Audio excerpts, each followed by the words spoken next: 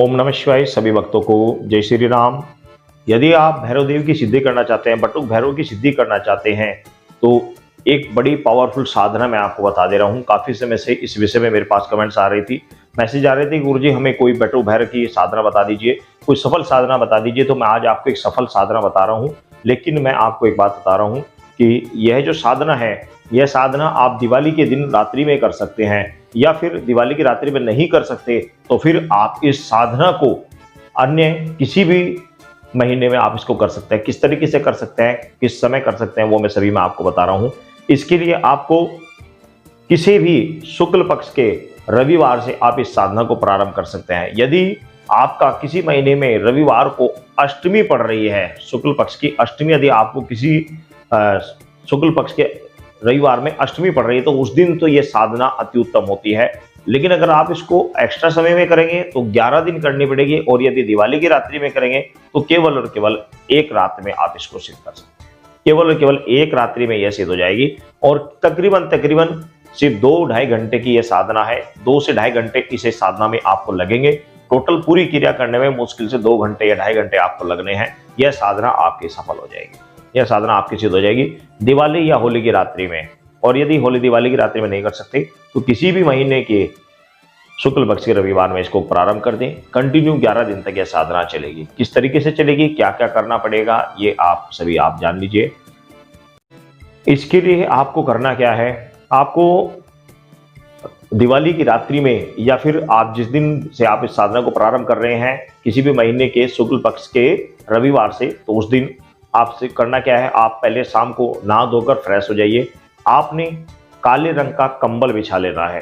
काले रंग का कंबल आपको बिछाना है। लेकिन ये साधना एकांत में होगी, मैं आपको पहले बता रहा हूँ। जो डरने वाले साधक हैं वो साधना से बिल्कुल दूर रहे, पहली बात। दूसरी बात मैं आपको बता दे रहा हूँ कि साधना से यदि आपको कोई नुकसान होता है तो मेरी जिम्मेदारी नहीं होगी। मेरा कार्य था आपके कमेंट्स के अनुसार आपको बता देना, बाकी करने की जिम्मेदारी आपकी है। आपको कोई नुकसान होता है, समस्या आती है, तो उसकी जिम्मेदारी मेरी बिल्कुल भी नहीं होगी, हमारे चैनल की कोई जिम्मेदारी नहीं होगी। आप अपने गुरु के सानिध्य में करें और अपने ऊपर विश्वास करके करें।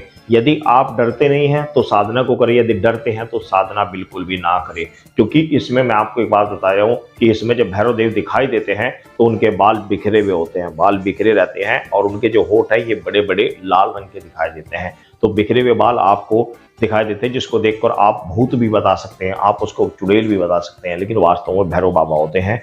तो यदि आप डरते नहीं हैं तो साधना को करें, अन्यथा बिल्कुल भी ना करें। इस वीडियो को यहीं से कट कर दें। और यदि आप चाहते हैं कि भाई मैं कर सकता हूं, डरता नहीं हूं, तो इस साधना को करें। क्योंकि इसके लिए एकांत कमरा आपका चाहिएगा। इस कमरे से दूसरे कमरे में आपके परिवार वाले हों, कोई आपत्ति नहीं है, लेकिन जिस कमरे में आप साधना कर रहे हैं, जिस जगह आप साधना कर रहे हैं, वह एकांत अलग होना चाहिए। उस कमरे में आपको साधना करनी है। तो आपको शाम के समय नहा धोकर फ्रेश हो जाना है। एक काला कंबल आपको बिछाना, कंबल की आवश्यकता पड़ेगी आपको काले रंग के, जो कि बिछाने में आसन का कार्य करेगा। और आपको उस दिन काले वस्त्र आपको पहनने होंगे, ये बात का ध्यान रखें। और यदि काले वस्त्र आपके पास नहीं है तो आप काला कंबल, एक ओढ़ने के लिए चादर या कंबल ले लीजिए, जिसको आप ओढ़कर इस साधना को करेंगे। तो उसको या तो वो ले लीजिए, या फिर काले कपड़े आपके पास होने चाहिए। आपने करना क्या है, सरसों के तेल का एक मिट्टी का दीपक, आपको लंबी वाली बत्ती बनाकर, खड़ी बत्ती नहीं, लंबी वाली बत्ती बनाकर आपने भैरव देव की कोई फोटो को प्रतिमा घर में लगाकर दक्षिण मुख करके, ध्यान रखना पूरब पश्चिम उत्तर नहीं चलेगी, आपकी पूरब पश्चिम उत्तर नहीं चलेगी, आपको दक्षिण मुख होकर, दक्षिण की मुख और मुख करके आपको वह साधना करनी है। यह साधना आपको दक्षिण मुख जब करोगे तो उस समय भैरव देव के सामने आपको सरसों के तेल का दीपक जला लेना है, साथ ही धूमबत्ती लगा देनी है। और साथ ही आपको भोग के लिए क्या रखना है, 2 भल्ले, चाट वाले के पास जाइए, उससे 2 भल्ले ले आइए, और उनके ऊपर आपको सिर्फ और सिर्फ दही डलवा कर लेकर आनी। ध्यान से समझ लेना, केवल दही होनी चाहिए, चटनी खटाई इत्यादि बिल्कुल नहीं होनी चाहिए, ना ही नमक या मिर्च बिल्कुल नहीं होना चाहिए। केवल 2 भल्ले लेने हैं, उन भल्लों के ऊपर केवल और केवल दही लगवा कर लाना है, जिसको बोलते हैं दही भल्ला। दही और 2 भल्ले आपको भोग में लगाने हैं। या आप भैरव देव जी के भोग के लिए भोग में रखेंगे। शुद्ध सात्विक साधना बता रहा हूँ, सड़भंग साधना नहीं है, इससे कोई साइड इफेक्ट तो नहीं है, लेकिन देखकर साधक डर सकता है, बस ये थोड़ी सी संभावना, बाकी अन्य कोई समस्या नहीं है। तो आपने आसन पर बैठ जाना है। सर्वप्रथम अपने गुरु का ध्यान करना है, जो आपके गुरु हैं उनका ध्यान करें। उसके बाद अपने घर की जो कुल देवी देवता है उसका ध्यान करें, घर के पितरों का ध्यान करें। उसके बाद आपने जो आपका इष्ट है, जिसकी आप पूजा करते हैं, उस इष्ट का आप ध्यान करेंगे। उसके बाद जिस भी इष्ट को आप मानते हैं उस इष्ट का नाम लेकर आप फूंक मारेंगे अपने चारों पीछे से। मंत्र पढ़ा इधर तक मारी, फिर मंत्र पढ़ा इधर से इधर को मारी। आप अपने ऐसी भावना करेंगे कि मैं चारों ओर से मैंने फूंक मारकर अपने आप को बंदिश कर लिया है। फिर आप एक लकड़ी के चाकू लेकर, लकड़ी का चाकू, लकड़ी वाले बिंटे का जो चाकू होता है वह चाकू आप लेकर, जिसमें लकड़ी लगी हुई होती है बिंटे में, वह चाकू लीजिए और मंत्र पढ़ते हुए अपने इष्ट के मंत्र को या इष्ट का ध्यान करते हुए अपने चारों ओर इस प्रकार आप घूमकर चारों ओर एक रेखा आप खींच लेंगे। उसके बाद क्योंकि साधना के साथ साथ में बहुत सारी चीजें भी खींचकर चली आती है, इसलिए मैं आपको बता रहा हूँ कि इस साधना के साथ में आपको सुरक्षा घेरा बनाना पड़ता है। तो आपने सुरक्षा घेरा बनाना है, सुरक्षा घेरा बनाकर आपने बैठ जाना है। उसके बाद में आपने इष्ट के मंत्रों को आपको जाप करना प्रारंभ कर देना है। इस मंत्र का, जो भैरव देव का मंत्र आप स्क्रीन पर देख रहे हैं, ये मंत्र आपको भैरव देव का ये मंत्र आपको जाप करना प्रारंभ कर दें। कितना जपना?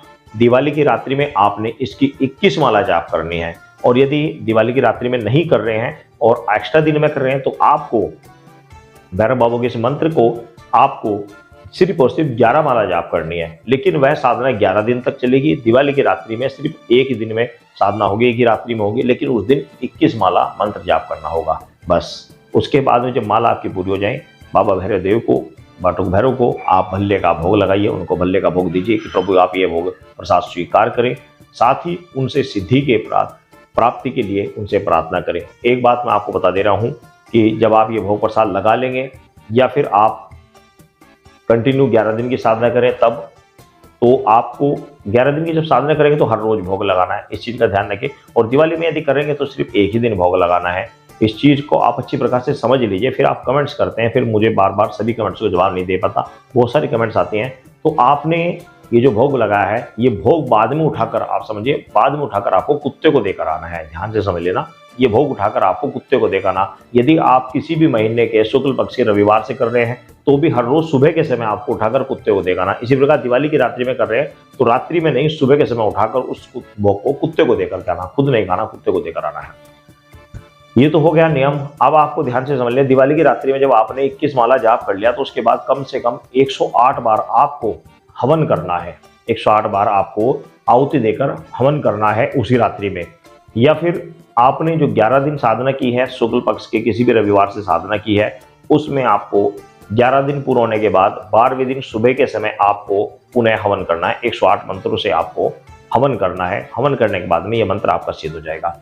इन 11 दिनों में या तो आपको रात्रि में कोई भी कुत्ता आपको दिखेगा, स्वप्न में कुत्ता दिखाई देगा, ये 100% दिखाई देगा, घबराए ना। और जो साधक हैं, सच्चे हृदय से कर रहे हैं, जिनके ऊपर भैरव देव प्रसन्न हो जाते हैं, तो स्वप्न में साक्षात उन्हें भैरव देव दिख सकते हैं।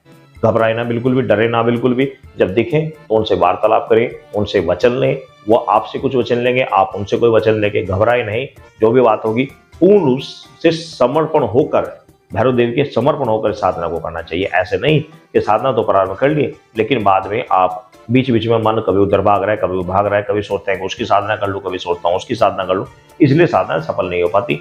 पहले एक का होकर रहें, पहले एक का बन के देखें, तब आपको सफलता प्राप्त होगी।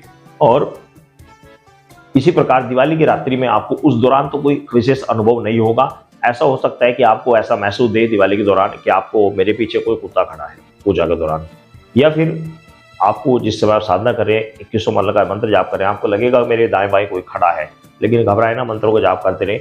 ये दिवाली के दिन पूजा पाठ करने के बाद में जब आप सोओगे तो आपको उस समय कुत्ता दिख सकता है। या फिर यदि आपकी भावना सही रही और आपकी लगन सही रही, मंत्रों का सही जाप किया, तो आपको भैरव देव के भी दर्शन हो सकते हैं। इस तरह की कोई भी छवि, इस तरह का कोई भी आकार आपको दिखाई दे तो आप समझ लीजिए कि मेरी साधना सफल हो गई है और मुझे इसकी सिद्धि प्राप्त हो चुकी है। अब आपको इनका प्रयोग कैसे करना है ये भी आप समझ लीजिए। आप इस मंत्र को किसी भी पानी को लेकर 11 बार या 21 बार मंत्र को पढ़े, फूंक मारकर किसी भी रोगी को दे दीजिए तो तुरंत उसका आराम मिल जाएगा। कोई भी भूत प्रेत, जिनजिनात, जोना टोटका इत्यादि कुछ भी हो, तुरंत शांत हो जाएगा। इसी प्रकार इस मंत्र से आप जल पढ़कर दे दीजिए। वह किसी की यदि घर में कोई टोना टोटका किया हुआ तो उसे जल पढ़कर दे दीजिए। जैसे जल जाके छिड़केगा तो उसके घर में से टोना टोटका भाग जाएगा। इसी प्रकार आप काली सरसों लेकर, काली सरसों के ऊपर इस मंत्र को पढ़कर यदि देते हैं तो जिस दुकान में बंदिश की हुई है वह बंदिश तुरंत खुल जाती है। एक बात और कि काली सरसों लेकर, जो सरसों आती है ऑलरेडी, जो काले रंग की सरसों आती है, पीली आती है, काली आती है, काली सरसों आप लेकर यदि 108 बार इस मंत्र से हवन करते हैं, मन में ये भावना देखते हुए कि अमुक शत्रु मेरा है, उस शत्रु के विनाश के लिए मैं इसका प्रयोग करूं, आप 108 बार इस मंत्र से हवन करते हैं, तो 108 बार हवन करने के बाद में ही कुछ समय बाद, लगभग 24 घंटे के बाद, उस व्यक्ति को परेशानी होनी प्रारंभ हो जाएगी और वह संकट में गिरता चला जाएगा। लेकिन भूल कर भी इस कर्म को ना करें, भूल कर भी ना करें, क्योंकि जिसके लिए भी आप आज करेंगे कल को वह चीज आपको ही भुगतनी पड़ेगी। मैंने बता जरूर दिया है, लेकिन भूल कर भी इस कर्म को ना करें, क्योंकि बताना इसलिए पड़ा क्योंकि पूरा विधान बताना चाहिए। और भूल कर भी यदि आप किसी के ऊपर इस तरह का प्रयोग करते हैं, किसी को गलत भावना, शत्रु पे भावना रखते हुए किसी के साथ ऐसा करते हैं, तो वह चीज आपको भी भुगतनी पड़ती है। इस चीज का विषय जाने कि ऐसा कर्म कभी ना करें। बता मैंने अवश्य दिया है, लेकिन करें ना। तो आप इस एक मंत्र से आप सभी कार्य कर सकते हैं। किसी को कोई समस्या आ रही हो वो भी कर सकते हैं, किसी को झाड़ सकते हैं, किसी को कोई काम रुक रहा हो वो भी आप कर सकते हैं। इस एक मंत्र से आप सभी कार्य कर सकते हैं। मंत्र आपका डिस्कशन में चल रहा था, इस मंत्र को आप सिद्ध करें और सफलता प्राप्त करें। जो भी समस्या, सभी समस्या का समाधान इस एक मंत्र से हो जाएगा। सभी भक्तों को जय श्री राम।